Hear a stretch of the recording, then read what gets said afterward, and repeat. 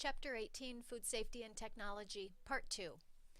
When we look at food technology, we know there are many things that we can do to try to preserve food. If you look at old time and how they used to do it, salt was a big one. That's why we have ham that's cured and we have bacon that's got so much salt in it. Salt was the major preservative to keep food from spoiling and increase shelf life. Sugar is another preservative. Think of in the summer when we make preservatives with jam and raspberries and strawberries. Antioxidants are also a preservative, and when we look at that preparation for preserving food, we know that sugar and salt are antimicrobial. Pasteurization kills the bacteria. And our antioxidants are a type of preservative that prevents the changes in color and flavor when they're exposed to air. Irradiation is one of our newer ones. It's the most controversial because many people fear radiation, but the government has done research looking at the percentage of illness or disease from that and found it to be very minimal. When we look further at irradiation, then it's that measured dose of radiation to decrease the pathogenic bacteria, including E. coli, Salmonella, and Campylobacter.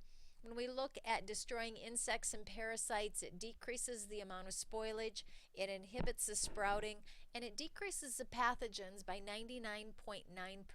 So food must be labeled as treated with irradiation in order to be sold.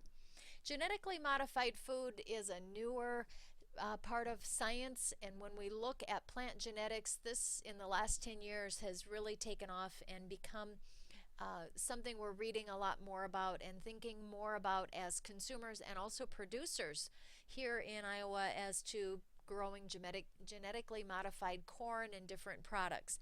The DNA manipulation and associated technology uses a biotechnology to do that.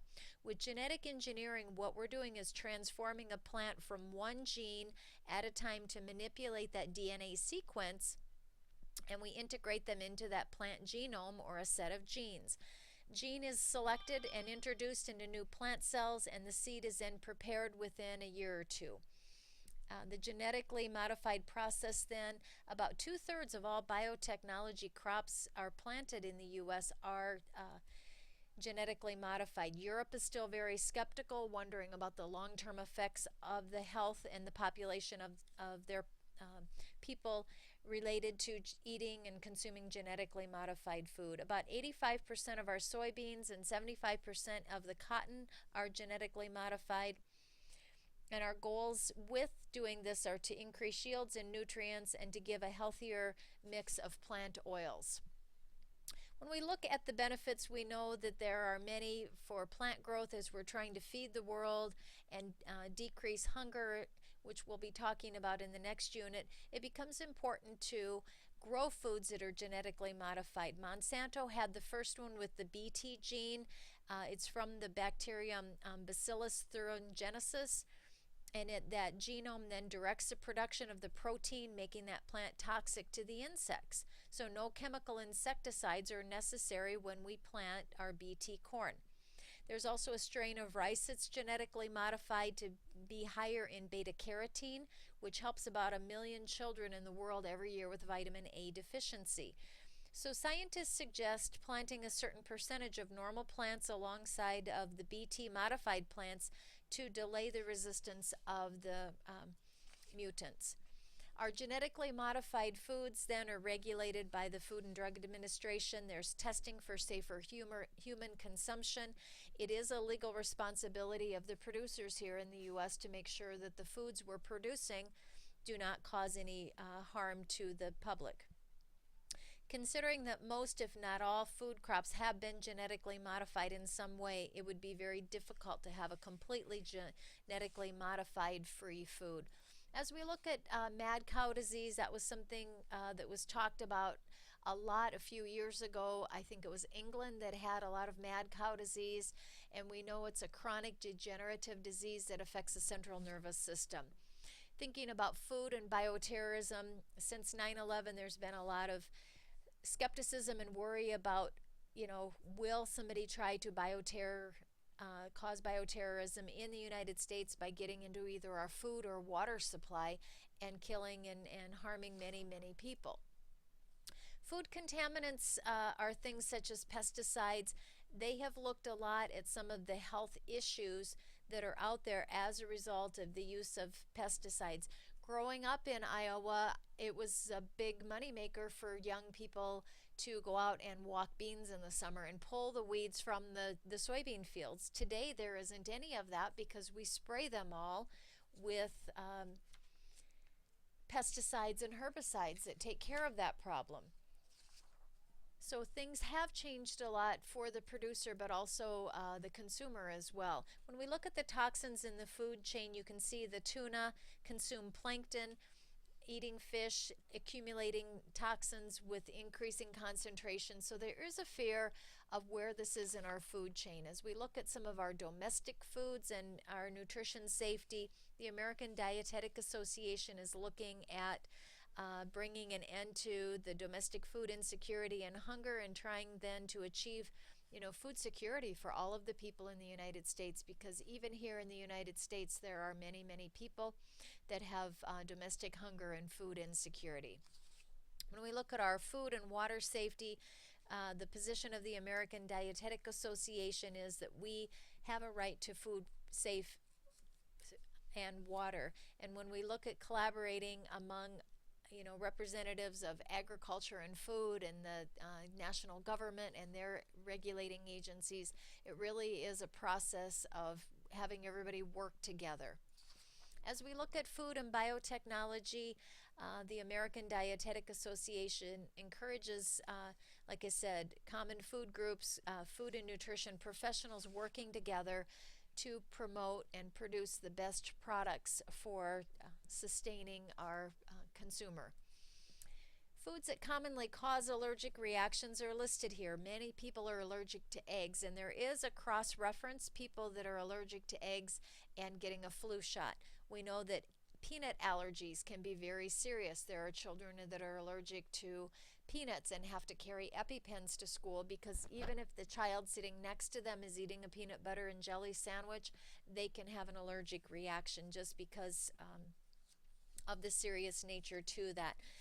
Tree nuts, fish, shellfish, soy, wheat, those are all very common allergens that we see in the population, and some people have to totally avoid all of those products in order to not have a serious allergic reaction.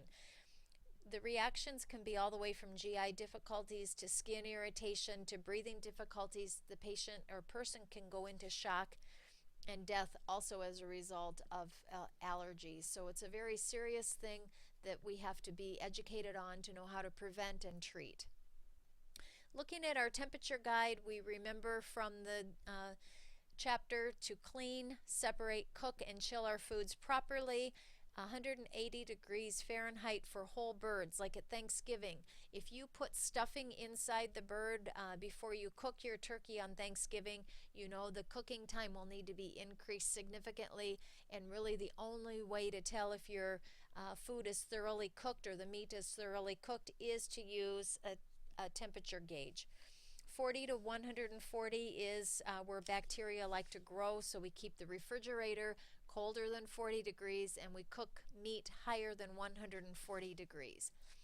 In looking at food habits, we know that food safety in our own kitchen, we lack with that. So as a public health nurse, as a dietitian, there's a lot of occupations that teach people what they need to do. A lot of students get that in some of their health science classes in high school. We know that 20% of people ate undercooked hamburger, and about 25% of men and 14% of women failed to wash their hands with soap after handling raw meat. So there is a lot of education that needs to go into preventing. We'll go through some review questions now just to end this chapter. The main reasons for foodborne illness are improperly handling food and improperly cooking or holding that food. When we think about cross-contamination, we know an example of improper food handling is when an individual uses a cutting board to cut chicken and then puts the vegetables on that same cutting board without washing it. Our temperature zone, remember, is about 40 to 140 degrees Fahrenheit. And we know that foods that are more susceptible to increased bacterial growth are things like potato salad. Ham, remember, has sodium that's a preservative, so if asked between those two foods, it would be your potato salad being the higher risk. People with compromised immune systems have a higher risk for foodborne illness, and those are the elderly, people with cancer and other immune system diseases. When we think about ingesting E. coli, and it's found in the GI tract of animals, we know that drinking water, unsanitary food handling, even a caregiver at a daycare center that changed a diaper, didn't wash their hands and went and made meals for the children, would be contaminating and could cause that. When we look at eating rare meat, we know that it's not safe. That has to be cooked to at least 145 degrees Fahrenheit, and for beef, 160 degrees. In the raw chicken and eggs, the bacterium is that E. coli. Chicken breast should be cooked to obtain at least 170 degrees Fahrenheit, and remember your whole bird, like at Thanksgiving, 180 degrees. When we look at washing your hands, it should be 20 to 30 seconds. They tell you to sing the happy birthday song while you're rubbing the soap over your hands and using friction to cleanse your hands thoroughly. What can the consumer do to prevent foodborne illness? Lots of things. Keep your cold foods cold and hot foods hot. Wash your hands. Wash cutting boards. Any cans that are dented or bulging should be immediately thrown away. Refrigerate foods right after you are done eating them. And if in doubt, throw it out. It's not worth getting foodborne illness to eat leftovers that smell just a little funny or were outdated, just a couple days ago. Couple case studies real quick. When we look at Mandy, she's making chicken and vegetables. She marinated the chicken in a glass dish, and now she has to cut the chicken into smaller pieces. She uses a clean cutting board, cuts the chicken and puts them on a plate, and then washes the cutting board with hot soap and water to sanitize it. She then puts the chicken off the plate and places it back on the glass dish to continue marinating it, and gets a clean knife and starts cutting the vegetables into bite-sized pieces. What did Mandy do wrong? As we look at the answer, we know she did not wash her hands after placing the chicken back onto the dish, and then she handled the vegetables.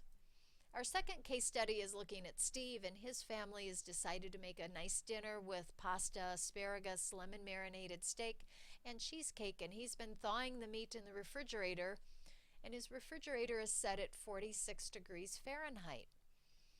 The meat is marinating in a covered dish on the bottom shelf, and he puts in more lemon sauce on the steak, and he cooks the steak to 190 degrees Fahrenheit. What did Steve do wrong in preparing the steak? Well, he cooked the food to a proper temperature, but what he didn't do is have his refrigerator set low enough. Our third case study is looking at Blake, and he's cutting chicken on a clean cutting board with a clean knife. He puts the chicken in a frying pan and sanitizes the cutting board, and then he continues to cut the potatoes and prepare a great potato salad. His improper food handling was where he did not clean the knife. He cross-contaminated without getting a clean knife or washing it.